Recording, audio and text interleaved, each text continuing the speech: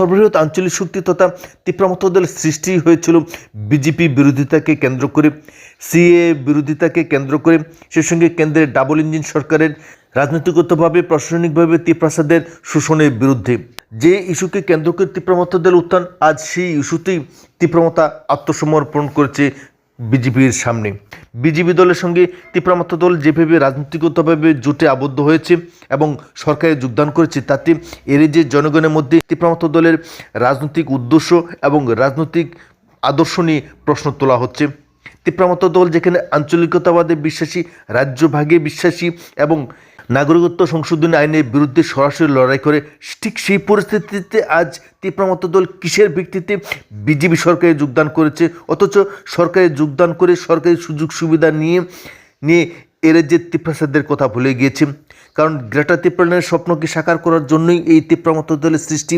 নাগরিকত্ব সংশোধন আইনের বিরুদ্ধে ব্যাপক রাজনীতিগত লড়াই করা এই রাজনৈতিক দল আজ একটি শব্দও ব্যয় করার সাহস দেখাচ্ছেন না। অর্থাৎ প্রদ্যুৎ কিশোর দেববর্মন আগে যেভাবে সিএর বিরুদ্ধে সারা রাজ্যে আন্দোলন গড়ে তুলেছিলেন, তীব্রসাদের মধ্যে ব্যাপক কেন্দ্র বিরোধী মনোভাব তৈরি করেছিলেন, সেই মনোভাব আজ কোথায়? এর যে তীব্রসারা কি আজ সিএ মেনে নিয়েছে? তীব্রমত দল কি সিএ কে স্বীকৃতি দিয়েছে? তীব্রমত দলের এই নীরবতা কি প্রমাণ করছে? যে নাগরিকত্ব সংশোধন নিয়ে ইতিপূর্বে যে ধরনের হিংসাত্মক রাজনীতি সংগঠিত করেছিল তীব্রমত দল, এর যে অশান্তি সৃষ্টি করেছিল তীব্রমত দল, সেই আদর্শ, সেই নীতি কি সত্যি অর্থে এর যে মানুষের কল্যাণের জন্য ছিল, নাকি সংকীর্ণ মনা ব্যক্তি স্বার্থ উদ্ধারের জন্য তীব্রমত সুপ্রিমো এই ধরনের সিদ্ধান্ত নিয়েছিলেন? তাহলে তিনি কেন আজ চুপ করে আছেন সিএ নিয়ে? নাগরিকত্ব সংশোধনী বিলের বিরুদ্ধে একটি কথাও তিনি বলার সাহস দেখাচ্ছেন না। কিসের জন্য?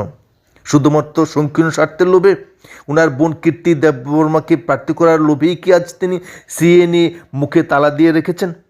এ প্রশ্ন কিন্তু আজ রাজ্যের বিদগ্ধ মহলে, রাজনৈতিক মহলে এবং সাধারণ তীব্রসাদের মধ্যে ঘুরে ফিরে বেড়াচ্ছে। যদিও তীব্রমত দলের সমর্থিত ছাত্র সংগঠন টিএসএফ নামমাত্র প্রতিবাদ করছে, কিন্তু টিআইএসএফ আজ কোথায়? তাদের মুখেও কি তালা দেওয়া হয়েছে? তারাও কি আজ সাহস দেখাচ্ছেন না প্রদ্যুৎ কিশোর দেববর্মনের মতের বিরুদ্ধে কোনো ধরনের সব বক্তব্য রাখতে? কোথায় সেই বিজয় রাঙ্খল, কোথায় সেই জগদীশ দেববর্মা, কোথায় সেই মেবার কুমার জমাতিয়া, যারা একসময় এর যে কেন্দ্র বিরোধী জিগির তুলতেন, এর যে বিভিন্নভাবে এর যে অশান্তি সৃষ্টির চেষ্টা চালাতেন, সেই সমস্ত ব্যক্তিত্বরা আজ কোথায়? অর্থাৎ প্রকারান্তরে সিএকে মেনে নিয়েছে তীব্রমত দল। এই প্রদ্যুৎ কিশোর দেববর্মন দিল্লিতে অবস্থান করলেও ফেসবুক লাইভে কিন্তু আজ আর আসছেন না সিএ নিয়ে। এর যে জনজাতি অংশে মানুষের স্বার্থের কথা চিন্তা করেই তাহলে কেন্দ্রীয় সরকার সিএ চালু করেছেন, এটা আবারও প্রমাণিত হলো।